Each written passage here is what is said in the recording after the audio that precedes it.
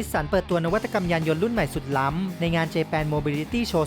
2025 ภายใต้แผนธุรกิจลีนิสสันที่มุ่งขับเคลื่อนการเติบโตในตลาดญี่ปุ่นพร้อมเปิดตัวรถสำคัญ 3 รุ่นได้แก่เอลแกนใหม่พัทโทรุ่นล่าสุดและอาริยะรุ่นปรับโฉมใหม่เอลแกนใหม่คือมินิแวนระดับพรีเมียมเจเนอเรชันที่ 4 ที่ผสานเทคโนโลยีขับเคลื่อนไฟฟ้า e-Power Generation 3 และระบบขับเคลื่อน4ล้ออัจฉริยะเตรียมเปิดตัวฤดูร้อนปี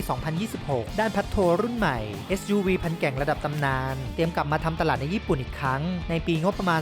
2027 ขณะที่อาริยะรุ่นปรับโฉมใหม่มาพร้อมดีไซน์หรูหราอินโฟเทนเมนต์ขับเคลื่อนด้วย Google และฟังก์ชัน V2L เชื่อมต่อการใช้พลังงานไฟฟ้าได้อัจฉริยะยิ่งขึ้นทั้งหมดนี้สะท้อนวิสัยทัศน์ของนิสสันในการสร้างรถยนต์อัจฉริยะที่สะท้อนอารมณ์และนวัตกรรมพร้อมยกระดับตลาดญี่ปุ่นให้แข็งแกร่งและขับเคลื่อนอนาคตอย่างยั่งยืนภายใต้แผนลีนิสสัน